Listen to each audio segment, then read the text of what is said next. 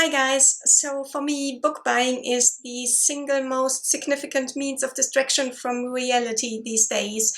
And I don't mean these days as in Corona times, I mean it has been for a while now. So I have another book haul for you today, but I feel like I have to explain myself. I've got 17 books in this book haul if I've counted correctly. But only one of them I bought new, and it's a tiny little one, and I bought it with some leftover credit from my gift certificate that I got for Christmas. All of the other books I got secondhand in one way or another, except for two, which I got for free. So I'm going to start this haul by showing you the books that I have already read. And I've been quite good this month with reading books shortly after I bought them. My first book is, once again, The Lie by Helen Dunmore. I have talked about this in a single review video. This is about the effects that the trench warfare of the First World War had on soldiers.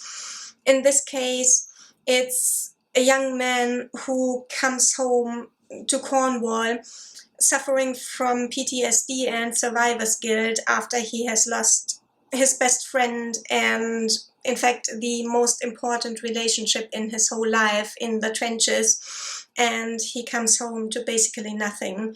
It's a very quiet, very moving, emotionally devastating book, and I recommend that you watch the review video if this sounds interesting to you. Another book that is set on the Western Front is Strange Meeting by Susan Hill, that I've already read as well, and that I've talked about in my mid-month wrap-up. This is also a very slow and quiet book about two young officers who meet on the front and form an instant deep friendship and keep each other sane, at least up to a point. And since obviously one of the inspirations for this book was the poetry of Wilfred Owen, a war poet who in fact died in France and who wrote a poem called Strange Meeting, since this was one of the inspirations for this book, I thought that this would be a good moment to buy a collection of his poems called Poems by Wilfred Owen. This collection was edited by Owen's friend and mentor Siegfried Sassoon, who survived the war. And I think that this collection contains all of Owen's poems. There are in fact some fragments in here. They are either very short poems or poems where parts of the lines are empty and in square brackets, where Owen obviously was still working on them in the manuscripts. These poems are all extremely impressive, and I think I've marked half of them as favorites. I think they are a must-read. Another novel that is also set during wartime, but a different war this time, is Master Georgie by Beryl Bainbridge. I've also talked about this one in my mid-month wrap-up. This is about a small group of people around this young gentleman called Master Georgie, who go from Victorian Liverpool to the Crimean War as civilians without being in any way prepared for what is waiting for them there. It's a tragic story, but also a comedic one, and very interesting short book. So then, the day after I ordered The Lie by Helen Dunmore in an online used bookshop, I went to the little free library and I opened the door. It's quite a big one. I opened the door and I immediately spotted the name Helen Dunmore on one of the shelves, and I thought, oh no, come on. But it was another book by her. It was Zennor in Darkness, which was her first novel, I think, which is also about a man who comes home from the First World War, just as The Lie. But in this case, it's D.H. Lawrence, who comes home to Zennor in Cornwall. Zennor? Anyway, and I just saw, as I just opened the book to see when it was published, apparently 1993, and I saw that there was this sheet in here which is an assignment for an academic writing workshop. And there are 4 questions on here which were to be discussed by the students. So I was just thinking, maybe I'll take these as prompts for a review video if I do one of this book. We shall see. But going back for a moment to Wilfred Owen, I also bought Regeneration by Pat Barker, which is about Wilfred Owen's time in the hospital in Craiglockhart, where he spent a few weeks or even months before he was sent back to the front, where he ultimately died. And there in the hospital he also met Siegfried Sassoon, who became his mentor and who later edited his poems. And this book is all about that dilemma that the soldiers faced who were wounded, and especially their doctors, or at least some of their doctors. When they were healed, should they be sent back to the front where they had already been psychologically damaged? The day after I ordered this book, I made the mistake of listening to a podcast with Pat Barker, and I became significantly less interested in the book after that. If anybody who watches this has anything to tell me about this book, I'd be very grateful. You see, we are now in foreign territory. Zennor in Darkness was the first book that I haven't already read. This is the second one. And a couple of weeks ago, I went to a physical second-hand bookshop in a neighboring town, and I found this copy of James Herriot's All Things Wise and Wonderful. This is the third big collection of stories by James Herriot, which were formerly published in smaller collections. The first of the big collections is, of course, All Creatures Great and Small, and the second one is called All Things Bright and Beautiful. I don't have that one yet.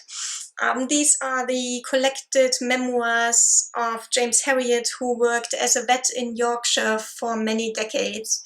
I've only read All Creatures Great and Small so far, but I now have 4 of Herriot's books, and I mean to go through them slowly but steadily in the course of my life.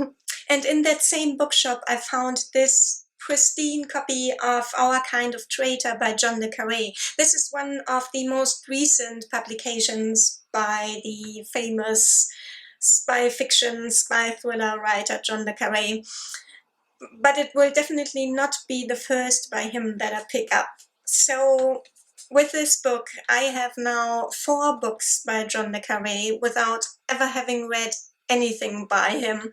I have A Perfect Spy, The Spy Who Came In From the Cold, and Tinker Tailor Soldier Spy. And with the exception of A Perfect Spy, I got all of those books this month.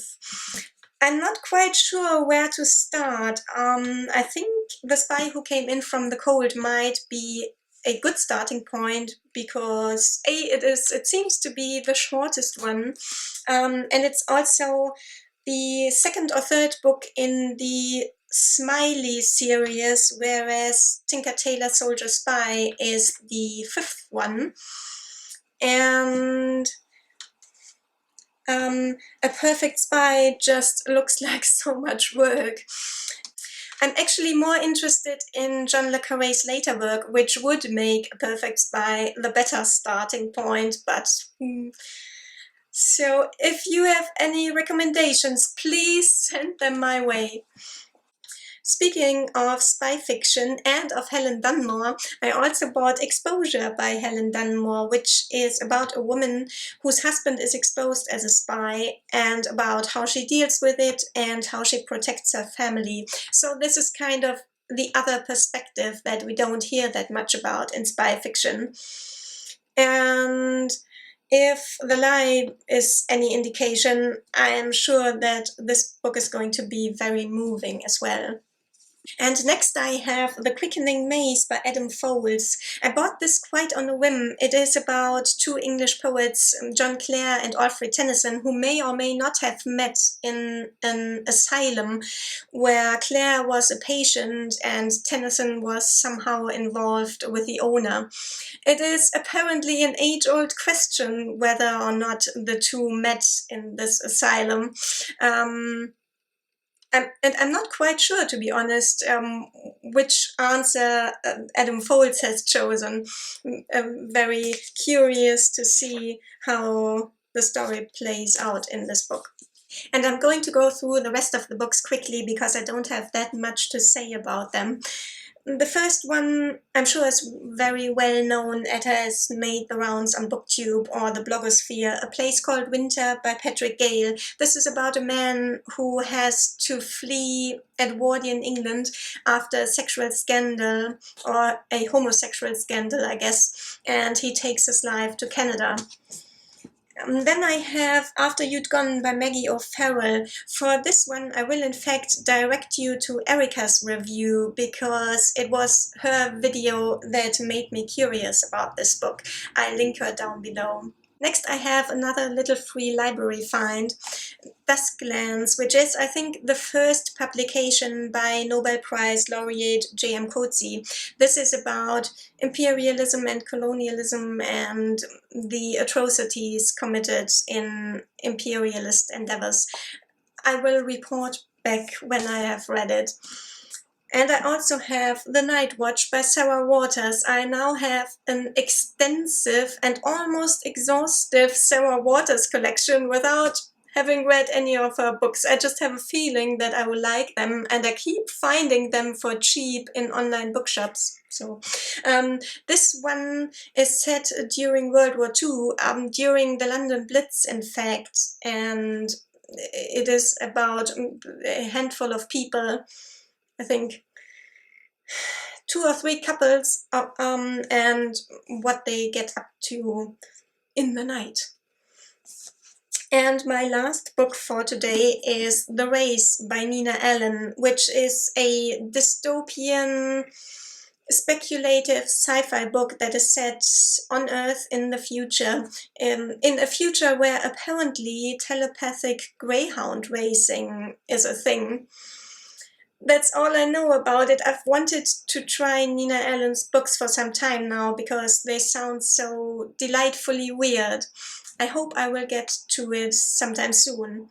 Maybe during this lockdown that we are headed towards. We are, in fact, already under a partial lockdown, a very far-reaching partial lockdown, which might well become a total lockdown in a couple of days. The situation is a bit more dire in Cologne than in the rest of Germany.